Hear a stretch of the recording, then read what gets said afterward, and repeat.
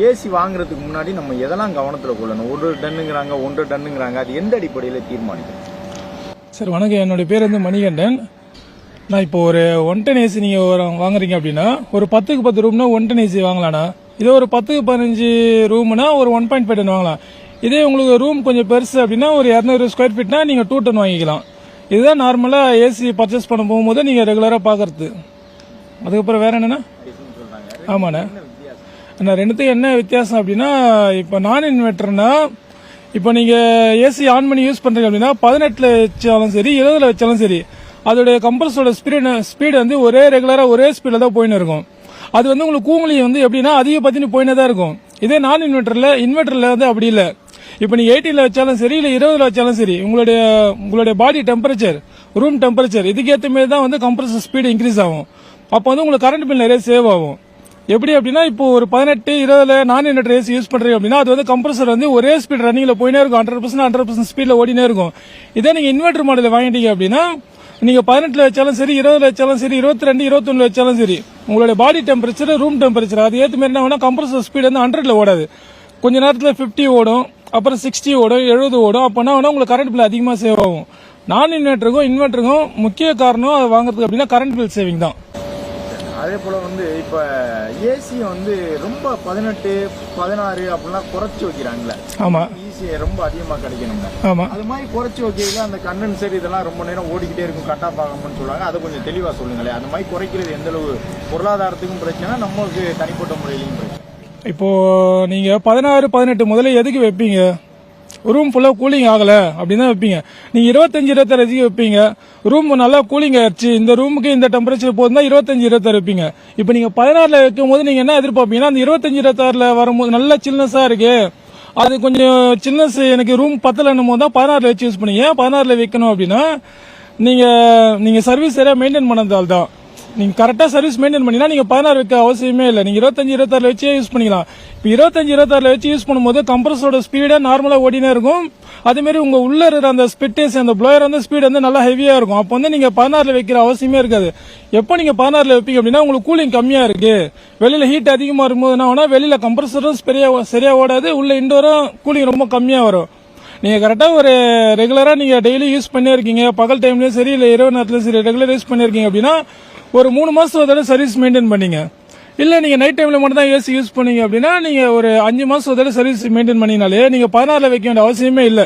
24, 25ல் வச்சு யூஸ் பண்ணிக்கலாம். மெயின் காரணம் என்னன்னா சர்வீஸ் மெயின்டைன் பண்ணுங்க, அவ்வளவுதான். நீங்க சர்வீஸ் மெயின்டைன் பண்ணல 16 வைக்க வேண்டிய அவசியமே இருக்காது. அதுல நம்ம கரண்ட் பில் சேவிங் அதுதான். அதனால 16ல் வச்சு யூஸ் பண்ணதை மோஸ்ட்லி தவிர்த்துருங்க. 24, 25 வச்சு யூஸ் பண்ணுங்க. இப்போ கேஸ் கசிவை வந்து நம்ம கண்டுபிடிக்க முடியுமா ஏசில? கேஸ் கசிவை கண்டுபிடிக்கலாம். அது எப்படி அப்படின்னா நுணுக்கமாக தான் கண்டுபிடிக்க முடியும். அது ஒரு ஸ்மெல் வரும். அந்த ஸ்மெல் வந்து நார்மலா நீங்க எங்கேயுமே நீங்க எதிர்பார்க்க முடியாது. அது ஒரு மாதிரி கேஸ் ஸ்மெல் தான். அது நீங்க ரொம்ப ஏசி கிட்ட போய் ஸ்மெல் பண்ணாலே உங்களுக்கு தெரிஞ்சிடும். நார்மலா அந்த நார்மல் கேஸுக்கும் அந்த கேஸ் ஸ்மெல்லுக்கும் உங்களுக்கு கிட்ட தெரிஞ்சிடும். அப்படிதான் கண்டுபிடிக்க முடியும். அது ஸ்மெல் தான், ஸ்மெல் வச்சு தான் கண்டுபிடிக்க முடியும். இப்போ ஒரு ஏசி வாங்கையில நான் ஒரு விலை குறைவான ஏசி அப்படின்னு பார்த்து வாங்கினா போதுமா, இல்ல வேற பாதுகாப்பு அம்சங்களை பார்த்து வாங்கணுமா? எந்த மாதிரி நான் விஷயங்களை பார்த்து கவனிச்சு வாங்கணும் ஏசி? அது எப்படி சொல்றது, ஷோரூம்ல போனீங்கன்னா இப்போ நீங்க ஒரு பிராண்ட் எதிர்பார்த்து போவீங்க. ஆனா அந்த பிராண்ட்லயே இன்னொரு பிராண்ட்ல ஈக்குவல் பண்ணி பேசுவாங்க. நீங்க அதை பார்க்க கூடாது. அது ஏசிலே பாத்தீங்கன்னா ஸ்டார் ரேட்டிங் இருக்கு.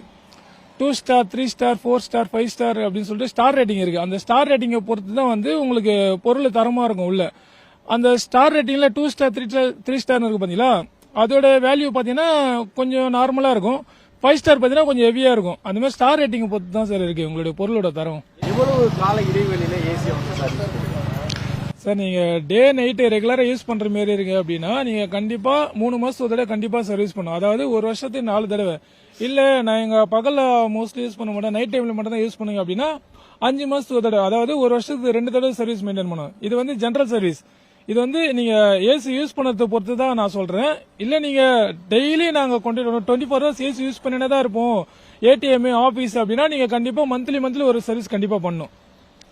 அதே மாதிரி 2 வருஷத்துக்கு ஒரு தடவை கம்பல்சரி வாட்டர் வாஷ் பண்ணும். அதாவது மேனுபேக்சரிங் சர்வீஸ். ஏசி ஃபுல்லா கட்டி கீழே இறக்கி தனித்தனியா பார்ட்டை பிரிச்சு screw, blower motor, evaporator coil அது எல்லாமே தனித்தனியா பிரிச்சுட்டு ஃபுல்லா கம்ப்ளீட்டா ஒரு டஸ்ட் இல்லாம வாட்டர் வாஷ் பண்ணி மாட்டணும். இது வந்து 2 வருஷத்துக்கு ஒரு தடவை கம்பல்சரி பண்ணும்.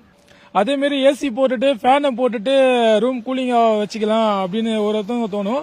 ஆனால் அந்த மாதிரி பண்ணாதீங்க. நீங்கள் ஏசி போட்டுட்டு கண்டிப்பாக ஃபேனை ஆஃப் பண்ணிடுங்க. ஃபேனை போட்டு வச்சுனே ஏசி போட்டீங்க அப்படின்னா உங்களுக்கு டஸ்ட் வந்து இப்போ ஒரு 6 மாசத்துக்கு சேர வேண்டிய டஸ்ட்டே உங்களுக்கு 2 மாசத்துல சேர்ந்துரும். இந்த டஸ்ட் வந்து நம்ம சர்வீஸ் கொடுக்கறது மட்டும் இல்லாம நம்மளே கலட்டி அதை வந்து சுத்தம் பண்ணலாம். அது பண்ணலாம். அது வந்து நீங்க ஃப்ரண்ட்ல இருக்கிற அந்த ஃபில்டரை மட்டும் எடுத்து நீங்க கிளீன் பண்ணலாம். அது நாங்க ஏசி இன்ஸ்டாலேஷன் புதிய ஏசி இன்ஸ்டாலேஷன் பண்ணும்போது நாங்க உங்களுக்கு எக்ஸ்பிளைன் பண்ணுவோம். நாங்க எக்ஸ்பிளைன் பண்ணும்போது நீங்க கரெக்டா பாத்துங்க. அந்த ஃபில்டர் மட்டும் எடுத்து கிளீன் பண்ணி போட்டுங்க. மற்றபடி வேற எதுவும் பண்ணாதீங்க. ஏன்னா அதுக்கு மேல இன்னும் நிறைய இருக்கு சர்வீஸ்க்கு. அது வந்து ப்ராப்பரா மெக்கானிக்கை கூப்பிட்டு பண்ணீங்க.